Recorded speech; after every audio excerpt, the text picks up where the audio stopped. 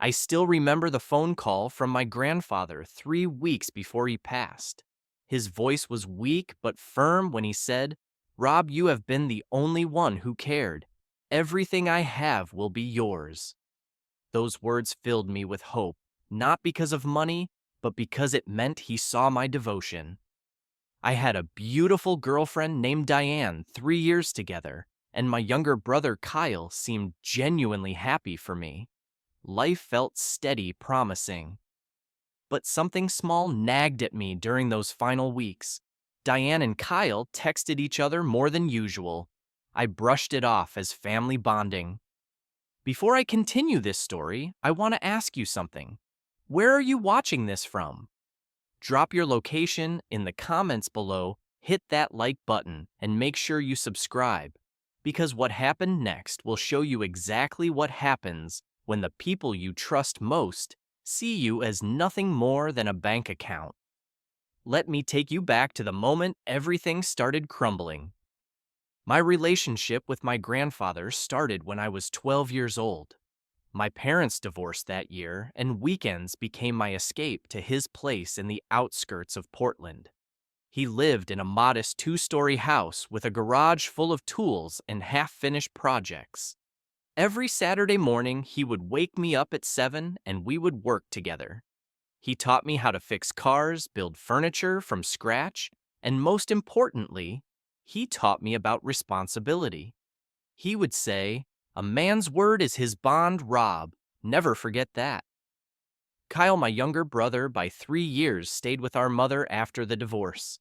He preferred video games and hanging out with friends over visiting Grandpa. I never judged him for it. We were different people with different interests. Kyle was the social one, always surrounded by people, while I found comfort in quiet work and meaningful conversations. Diane entered my life 3 years before this whole mess began. I met her at a coffee shop on a rainy Tuesday afternoon. She was a nurse at the local hospital, kind-hearted and patient. She had this way of making everyone around her feel comfortable. She would cook elaborate dinners on weekends, leave little notes in my lunch bag, and listen to my stories about Grandpa's latest woodworking lessons. I thought I had found my person. I really did. My life was stable. I worked as a mechanical engineer at a mid-sized company in Portland, pulling in a decent salary of $65,000 a year. Nothing extravagant, but enough to rent a comfortable one-bedroom apartment and save a little each month. Diane and I talked about marriage occasionally, nothing concrete, just pleasant daydreams about a future together. Then Grandpa's health deteriorated rapidly. Lung cancer, stage 4. The doctors gave him 3 months. He lasted 2. The funeral was on a cold Thursday morning in late October. Rain hammered against the church windows as the pastor spoke about a life well lived. Our entire family gathered. My mother Linda dabbed her eyes with a tissue throughout the service, her shoulders shaking. Kyle showed up 20 minutes late, wearing jeans and a wrinkled button-down shirt. He barely looked at the casket. After the service, the lawyer, a stern man in his 60s named Mr. Davidson, asked the immediate family to gather at his office downtown. The office smelled like old books and leather. We sat in uncomfortable chairs as Mr. Davidson opened a thick manila folder and cleared his throat. "The last will and testament of Richard Foster," he began. My heart pounded. I expected the assets to be divided equally, maybe with a slightly larger portion to Mom, since she was his daughter. Mr. Davidson continued reading in his monotone voice. "To my grandson, Robert Foster, I leave my house located at 427 Maple Street, Portland, Oregon, currently valued at approximately $200,000. I also leave him my savings account containing $150,000. The room went silent. I felt everyone's eyes on me. "To my grandson, Kyle Foster, I leave my vintage Rolex watch and $5,000. Kyle's face turned red, his jaw clenched. "To my daughter, Linda Foster, I leave $10,000 for her kindness during my final days. Mr. Davidson closed the folder and looked at us over his reading glasses. Mr. Richard Foster also included a note. Rob was the only one who spent time with me. He earned this. The drive home was suffocating. Nobody spoke. Kyle stared out the window, his fists balled up. Mom gripped the steering wheel so tight her knuckles turned white. I sat in the back seat, feeling a strange mixture of gratitude and dread. That evening around 9:30, my phone rang. Mom. Rob, honey, we need to talk. Her voice trembled. What is it, Mom? It is about the inheritance. Don't you think it is a bit unfair Kyle is struggling right now? He lost his job at the warehouse 2 months ago. He has credit card debt, almost $8,000. He really needs help. I took a deep breath. Mom, this was Grandpa's decision. He made it clear why he chose this. But you have so much now. Could you not share just a little for your brother? Mom, I am not going to overturn Grandpa's wishes. Kyle had the same opportunities I had to build a relationship with him. Her voice hardened. So you are just going to be selfish about this? It is not about being selfish. It is about respecting what Grandpa wanted. She hung up without saying goodbye. Over the next few days, Diane started acting strangely. I would come home from work and find her quickly closing her phone, a guilty smile on her face. When I asked who she was texting, she would say, just a coworker or nobody important. But something felt off. One night, at exactly 2:14 in the morning, her phone buzzed on the nightstand. The screen lit up with Kyle's name. I watched as Diane grabbed it quickly and silenced it. Why is Kyle texting you at 2 in the morning? I asked, groggy but alert. Oh, he just wanted to check in. He has been going through a rough time. I told him he could reach out if he needed someone to talk to. It was a reasonable explanation, but my gut twisted. Still, I wanted to trust her. I wanted to believe my brother and my girlfriend were just being supportive of each other during a difficult time. Kyle started messaging me too, short, pointed texts. You got so lucky, bro. Wish Grandpa saw me the same way. Must be nice to be the favorite. I replied once. You know why things turned out this way. Do not blame me for choices you made. He never responded. The following week, the pressure intensified. Mom called me every other day. Her tone shifted from pleading to demanding. Kyle got evicted from his apartment. He needs $6,000 to settle his debt and find a new place. You have to help him, Rob. Mom, that is not my responsibility. Kyle is 30 years old. He needs to figure this out himself. How can you be so heartless? He is your brother. And I am not his ATM. Grandpa left me this money for a reason. She called me selfish, cold, and ungrateful before hanging up. But the real nightmare began on a Friday evening, 3 weeks after the funeral. I had finished a project at work earlier than expected and decided to head home at 6 instead of my usual 8. I pulled into the parking lot of my apartment building, grabbed my bag, and climbed the stairs to the second floor. When I unlocked the door, I heard voices, low murmurs coming from my bedroom. My stomach dropped. I pushed the door open quietly and walked down the hallway. The bedroom door was slightly ajar. Inside, Kyle sat on the edge of my bed and Diane stood near the window. They were not touching, but the atmosphere felt intimate, secretive. They both jumped when they saw me. What the hell is going on? My voice came out sharper than I intended. Kyle stood up quickly, his face flushed. Bro, I just stopped by to talk to Diane. You are home early. Diane stepped forward, her hands raised as if calming a wild animal. Rob, Kyle has been really depressed about the job situation and the inheritance thing. I told him he could come over if he needed someone to listen. In our bedroom, while I am not home. It is not like that, Diane said quickly. We were just talking. Kyle grabbed his jacket from the chair. I should go. Sorry, bro. Did not mean to make things weird. He brushed past me without making eye contact and left the apartment. That night, Diane barely spoke to me. She said she was exhausted and went to bed at 9. I lay awake next to her, staring at the ceiling, feeling the foundation of my life cracking beneath me. 2 weeks later, everything shattered completely. Diane started getting sick in the mornings. At first, she blamed it on a stomach bug. I probably ate something bad at work, she said, rushing to the bathroom for the third morning in a row. Maybe you should see a doctor, I suggested. No, I am fine. I will pick up some medicine. But the nausea continued for 3 more days. On Tuesday afternoon, I came home early again to grab some documents I had forgotten. As I walked past the bathroom, I noticed the trash can was full. I pulled the bag out to replace it, and something caught my eye. A pregnancy test box crumpled at the bottom. My hand shook as I reached in and pulled out the test itself. 2 clear pink lines. My first thought was joy, then confusion.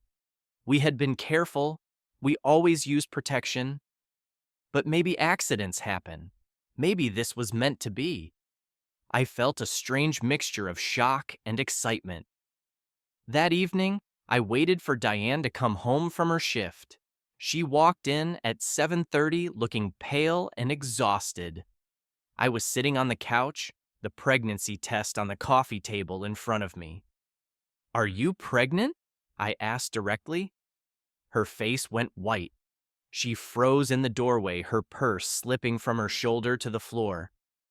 I found the test, I said, keeping my voice steady. Why did you not tell me? She started crying immediately, her whole body trembling. I am so sorry, Rob. I am so sorry. Sorry for what? This is supposed to be good news, right? She shook her head violently, tears streaming down her face. It is not yours. The room tilted. I could not breathe. What do you mean it is not mine? Her voice was barely a whisper. It is Kyle's. I felt like I had been punched in the chest. My vision blurred. How long? 2 months? It started the night of your grandfather's funeral. Kyle was upset I was trying to comfort him, and we had too much wine. It just happened, and then it kept happening. I stood up, needing to move, needing to do something with the rage building inside me. So, while I was grieving, while I was dealing with family pressure, you were sleeping with my brother. He said you would share the inheritance. He said, once you gave him his fair share, we could all move forward. He promised he would take care of me if things got complicated. Get out. My voice was cold flat.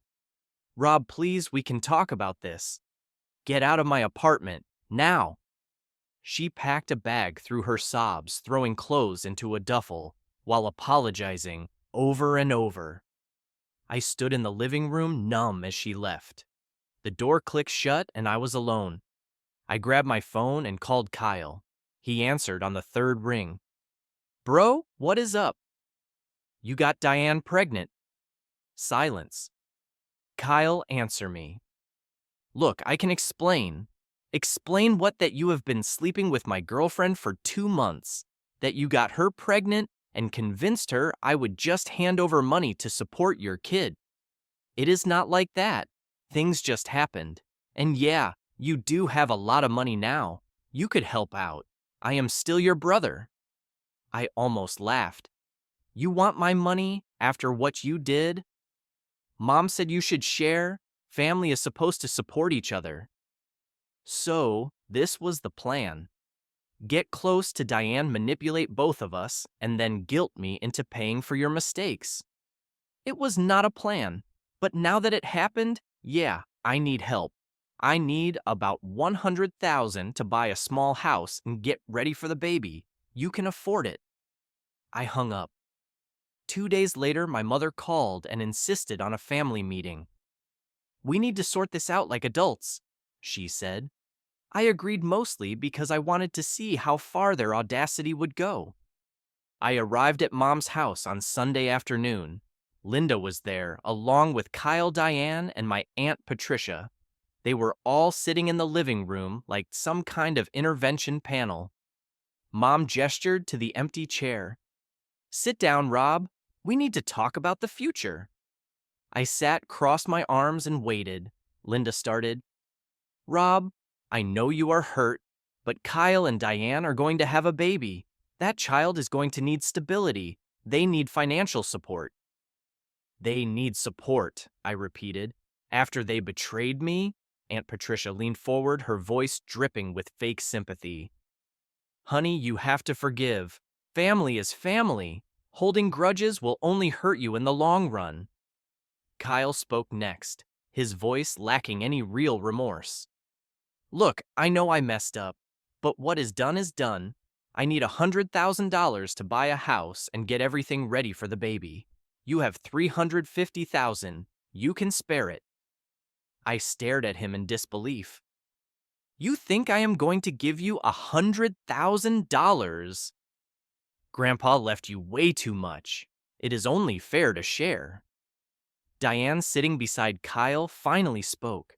Her voice was small, pleading. "Rob, I know what I did was terrible, but this baby is innocent.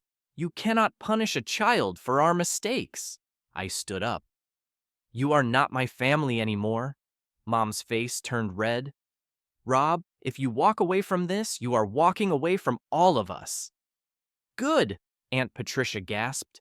"That is incredibly selfish. You have a moral obligation to help." "Moral obligation? To people who used me, lied to me, and now want my money? No, I am done." I walked out. Behind me, I heard Mom yelling, "You will regret this. You will lose everyone." The next morning, I blocked all their numbers. I changed the locks on my apartment. I contacted Mr. Harrison, a lawyer recommended by a colleague, and explained the situation. He assured me the inheritance was entirely mine, and no one had any legal claim to it. Then I made a bigger decision. I called my manager and requested a transfer to the Seattle branch of our company. It was 170 miles away, far enough to start fresh. He approved it within a week. I listed Grandpa's house for sale. It sold quickly for $205,000. I moved the money into a diversified investment account somewhere my family could never touch it. 2 months after I moved to Seattle, my old friend Marcus called. We had stayed in touch over the years, and he still lived in Portland. "Man, you need to hear this," he said. "Kyle and Diane are a mess." "I do not really care, Marcus. Just listen. They rented a tiny apartment, but they cannot keep up with the payments. Diane had to quit her nursing job because of pregnancy complications. Kyle is working part-time at a grocery store, barely making minimum wage. They are broke. And Jagger, your mom had to loan them $15,000 from her retirement savings. Kyle keeps trying to call you from random numbers. Diane is miserable. They fight constantly." I felt nothing. No satisfaction, no pity, just emptiness. "They made their choices," I said. Marcus sighed. "Yeah, I guess they did." 6 months after leaving Portland, my life in Seattle had taken shape. I rented a small one-bedroom apartment with a view of Puget Sound. The rent was higher than Portland, but I could afford it. More importantly, I felt free. Work was going well. My manager noticed my dedication and promoted me to senior engineer with a salary bump to $82,000 a year. I joined a running club and met 3 people who became genuine friends. Alex, a software developer with a terrible sense of humor, Jordan, a teacher who loved hiking, and Sam, a graphic designer who introduced me to the best coffee spots in the city. They knew nothing about my past, and I liked it that way. With them, I was just Rob, a guy who worked hard and showed up when he said he would. We would meet every Saturday morning for a 10-mile run along the waterfront, then grab breakfast at a diner that served the best pancakes I had ever tasted. I also started volunteering at a senior center every Thursday evening. I would play chess with the residents, help them with small repairs, and listen to their stories. It reminded me of Grandpa. I missed him terribly, but being around people his age brought me a strange sense of comfort. A year after everything fell apart, Marcus called again. I have an update if you want to hear it. Go ahead. Kyle and Diane split up. The baby was born a boy. They named him after some TV character, I forget which one. Anyway, Diane is raising him alone. Kyle bailed, could not handle the responsibility. He is living in some basement apartment, working odd jobs, dodging child support. And Mom? Furious with Kyle. She feels like he ruined her relationship with you for nothing. Your Aunt Patricia stopped talking to her, too. Something about a loan your mom never paid back. It is a disaster over there. What about Diane? Struggling. Single mom working night shifts at a clinic an hour away. She looks exhausted every time I see her at the store. Marcus paused. Do you feel bad for them? I thought about it for a long time. I feel bad for the kid. He did not ask for any of this. But Kyle and Diane know. They made their choices, and those choices had consequences. That is fair, Marcus said. After we hung up, I sat on my balcony and watched the sun set over the water. The sky turned shades of orange and pink, and the city lights started flickering on one by one. I thought about everything that had happened. The betrayal, the anger, the loneliness. But mostly, I thought about the lesson in all of it. The inheritance was not the problem. Money never is. It was just a tool that revealed who people truly were. Grandpa understood that. He spent his whole life watching people learning their character, and he made his decision based on what he saw. If I had given them the money, I would have lost more than just the inheritance. I would have lost my self-respect. I would have taught them that betrayal and manipulation work, that they could treat me however they wanted, and I would still bail them out. And, worst of all, I would have dishonored Grandpa's final wish. I learned that family is not just about blood. It is about respect, loyalty, and love. Real family does not see you as a wallet. Real family does not betray you and then demand you fix their problems. Sitting there watching the city lights reflect on the water, I realized I was not angry anymore. I was not hurt. I was just free. Free from people who only valued me for what I could give them. Free to build a life with people who appreciated me for who I was. I opened my laptop and started typing an email to Alex about our plans for the weekend. We were going to drive up to Mount Rainier for a day hike. Jordan was bringing sandwiches, and Sam promised to take photos.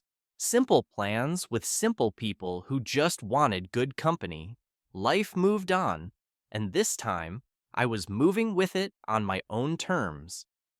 Before I go, I want to ask you something. Have you ever had to cut ties with family because they only saw you as a resource?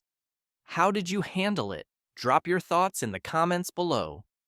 If this story resonated with you, hit that like button and share it with someone who needs to hear this message. And do not forget to subscribe, because I have more stories about standing up for yourself and finding peace after betrayal. Thank you for listening to my story. I hope it reminds you that choosing yourself is not selfish, it is survival. Take care of yourselves out there, and remember, you deserve people who value you for who you are, not what you have.